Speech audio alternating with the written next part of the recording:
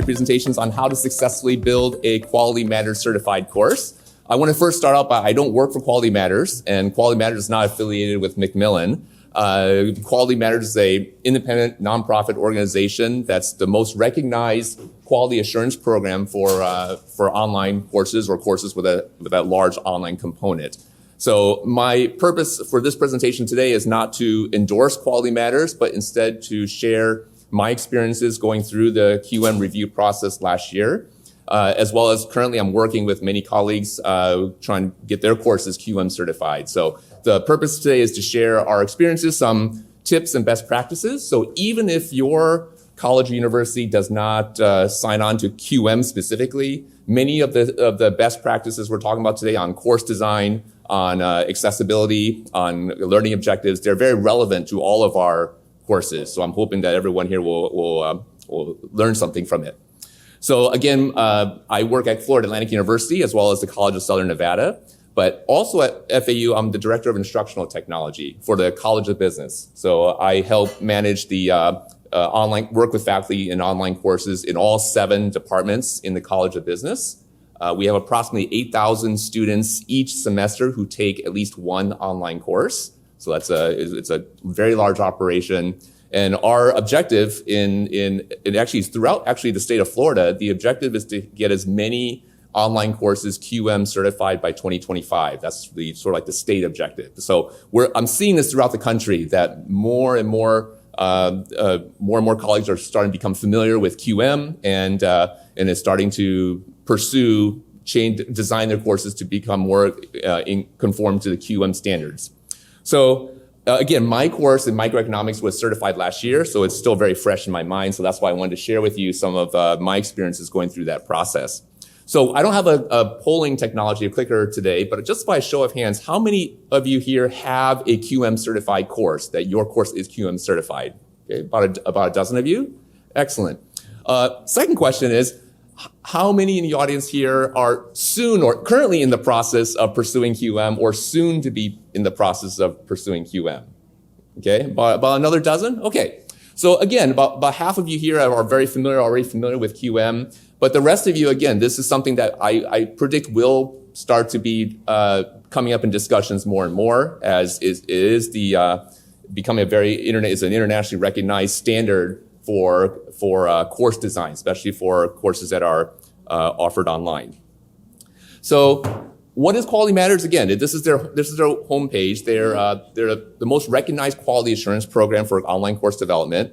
It's important to keep in mind that QM certifies courses at the course level, okay, not at the instructor level. So if your department has 5 instructors teaching micro, only one of you has to pursue QM. Okay, so the idea is that once the course is certified, that course design is then shared with the rest of the department. Okay, so QM will only recognize one section, like one course per institution. Also, it's not permanent. Okay, once you receive QM certification, it's good for 5 years. For most college level courses, it's 5 years. Some courses at the high school level is 3 years, so it's either 3 to 5 years. And why is it important? It's because although QM has been around since 2006, it really became more important since they became a true standalone organization in 2014. But even then, before 2020, I would say that there was a lot of self-selection, right? Those of us who enjoy teaching online using technologies, we taught online. Those of us who want to teach in the classroom, we taught in the classroom. But March 2020 changed that, obviously. So, I had some colleagues who have never used Canvas or Blackboard ever, and you can imagine suddenly we did a switch and everything's online or everything's remote, and suddenly they had to figure out, okay, how do I even give an online exam? Never done that before, or how do you start a Zoom call, or all these challenges that those that are now forced into this format and having to understand all the course designs for online courses. So what ends up happening during that time is many professors who had difficulty with this end up delegating a lot of these courses to their TAs or those who are more familiar with with online course delivery. So it is important, since the demand for online courses has dramatically increased, since more people are now used to remote work, many students are now used to remote education. So the demand is definitely higher, but that raises concerns about the quality of online courses. Making sure that every course is has certain standardization, especially when it comes to accreditation. Okay, so that's why more and more institutions are now being aware of like QM and adopting their standards for making sure that all courses are well designed. Okay, and that means that probably in all of our institutions, there is either a QM committee or a QM course that you can take at your own school, or if not, it's specifically QM, it's like an instructional design course, right? You can go through a course to help revise your online course to make sure that, again, everything is accessible, you have great learning objectives, and so on and so forth. Okay, so why, as far as the commitment in terms of getting specifically a QM certified course, you can expect to spend 6 to 12 months in the process. Not all the time, but it's similar commitment as prepping a course in terms of spending a few hours each week working on different parts of your course, going through the process of submitting the course and then making revisions and then finally getting your certificate. You can expect to spend 6 to 12 months. It is recommended that you start with a course that you've already taught online a few times, because it's already a huge time commitment to create a course from scratch, but then to create that course and make sure everything conforms to the QM rubric, that adds another layer of commitment. Okay, so it's always useful to have some experience already with that course.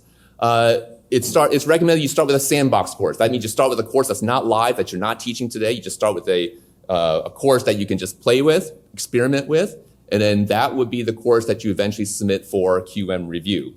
Okay, and then that's also becomes sort of the template course that you would share with your colleagues who might be teaching that specific course too, if your department wants to advertise that online course is a QM certified course.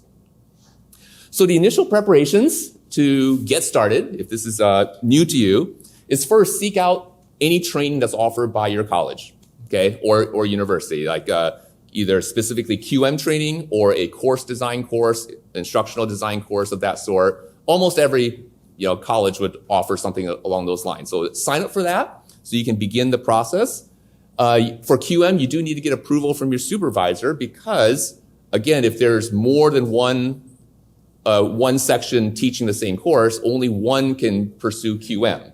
So this has become important because many departments have offered incentives like course releases to pursue QM or stipends, like $3,000 to $5,000 is very common to give to faculty to pursue QM certification.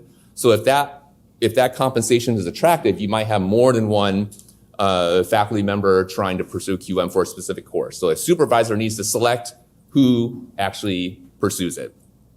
And then the formal application is online, as well as the fee for most college courses, that's $1,700. I've never heard of any faculty paying that themselves. That's usually covered by the university because this is valuable to the institution. So the $1,300 fee is if your university or college is a member of QM. So that means if you have many courses pursuing QM, it's less expensive to become a member, and then you get the lower review fee. So the next steps, once you apply, is to prepare your blueprint, which is also called the worksheet. That's just the general outline of your course, and I'll show an example of that in a little bit.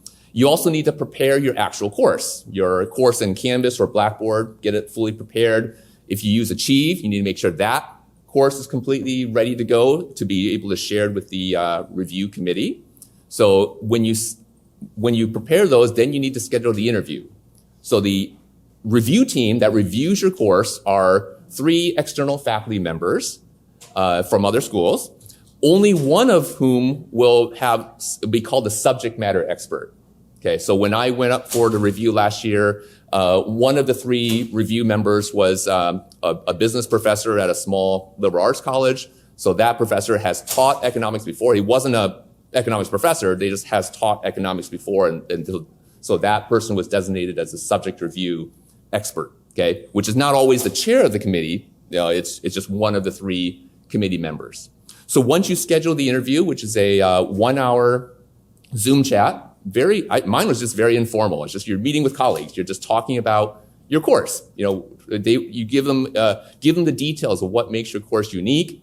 For example, the course I submitted was a 3-week intensive microeconomics course. And why it was 3 weeks is because we, at FAU, we offer this 3-week course over winter break, which is very unique, trying to encourage students to work on, Hanukkah, Christmas, and New Year's, right? But, so that's the uniqueness of that course, which is why I had to explain the format to the committee, because I had to explain this is why I can't assign a term paper. It's not practical, not enough time in such a short course. So this is your opportunity to explain any unique details that they need to know before they actually review your course. Okay? Now, during the interview, they will have reviewed your blueprint.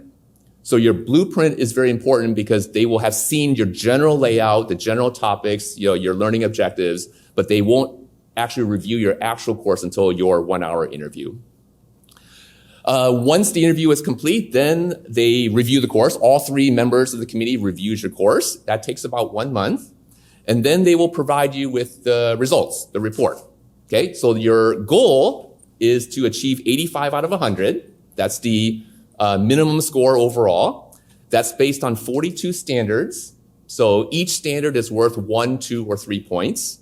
And so you need to, of all 42 standards, you need to have 85 of those 100 points. But of those 42 standards, 23 are deemed essential, required. Okay, they often deal with learning objectives, accessibility, certain course design features. So those 23 standards worth 3 points each are absolutely required.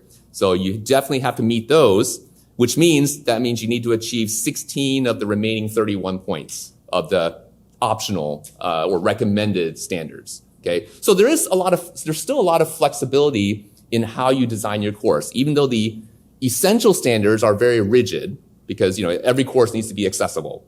But in terms of whether you use certain technologies in your course, whether you have certain unique activities, that's all a plus. Those are all things that you can still do in your course. They're not required.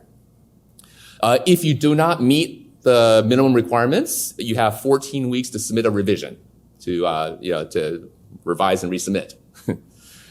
Okay, so once you get your report, this is the initial report after 1 month. You'll get a report mine was 44 pages long. So each of the review members makes comments on all 42 standards that they're grading you on your course. So here is my last page. I was thrilled. This is their overall comment. This is a well-designed course, pleasure review. Thank you for your hard work on this course. My score was 94. I was patting myself on the back. I was like, first attempt at QM, I got a 94. Then I flipped to the very last page and I failed.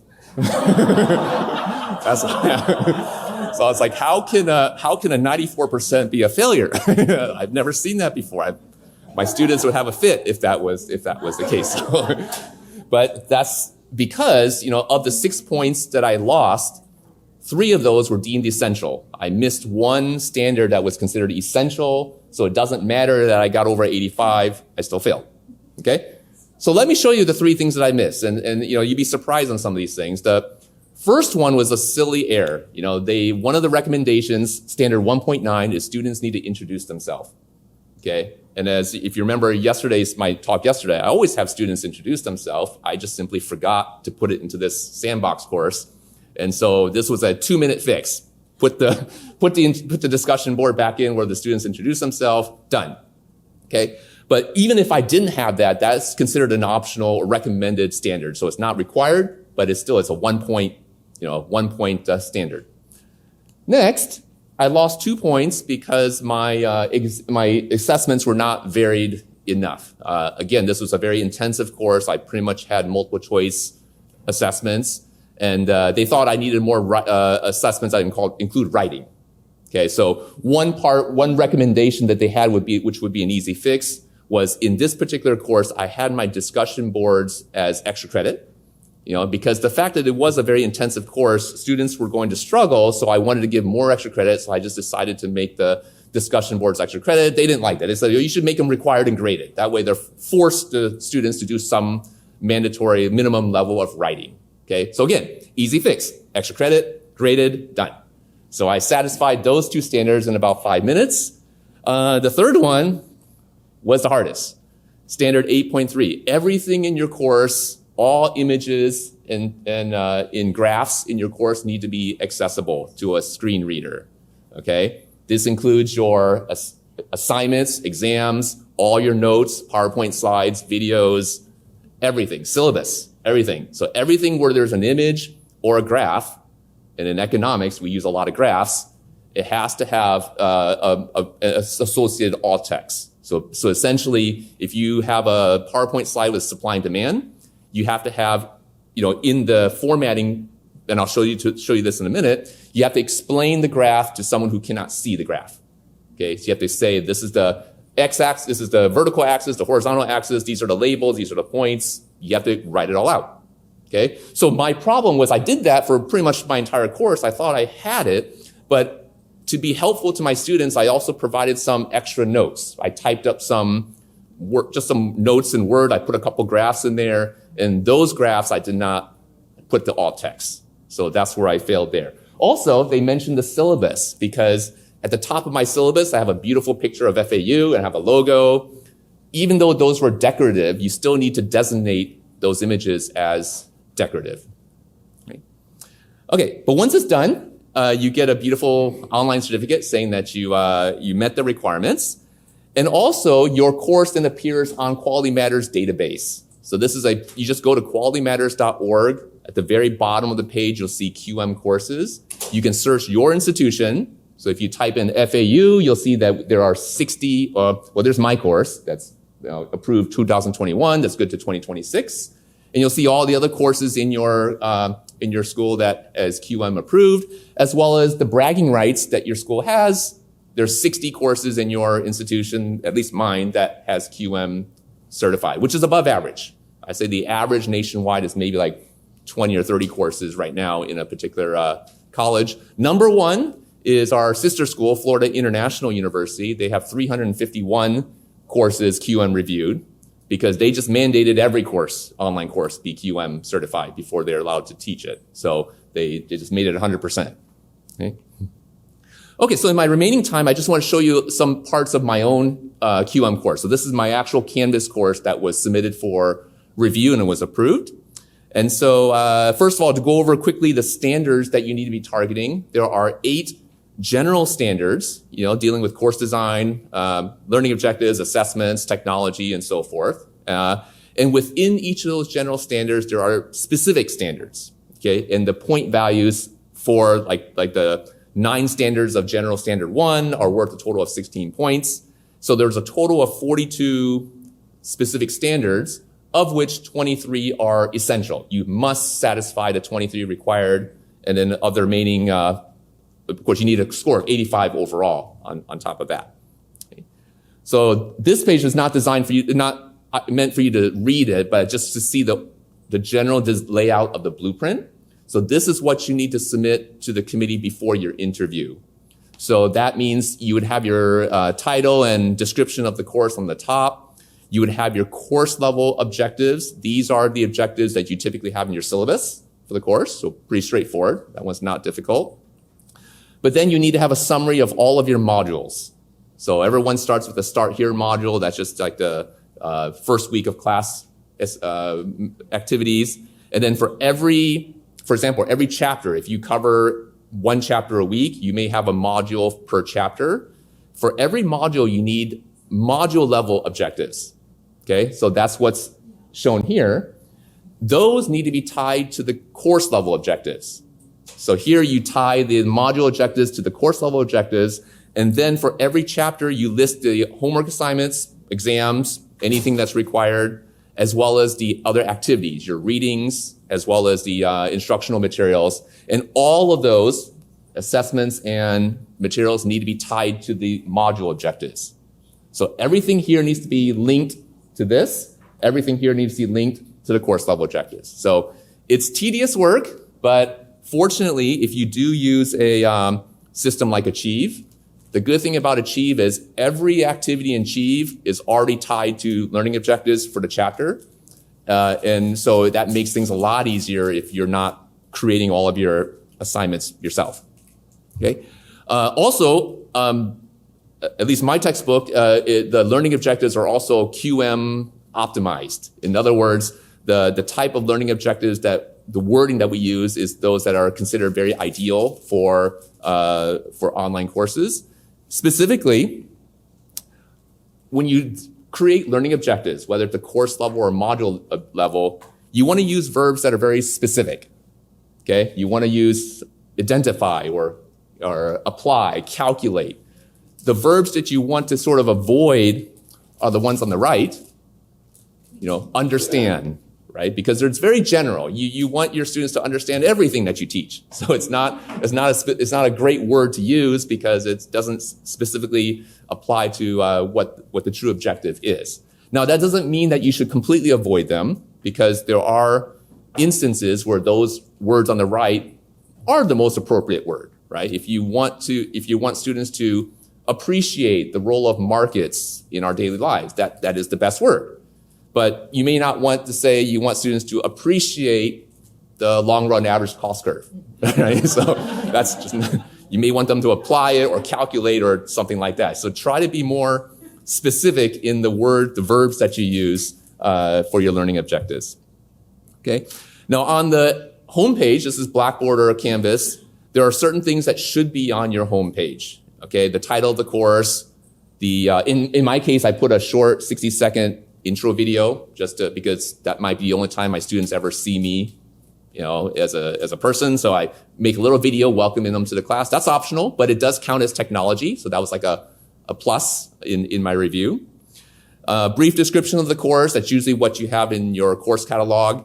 You have your link to the syllabus that should be on your homepage. Instructions on where to get started.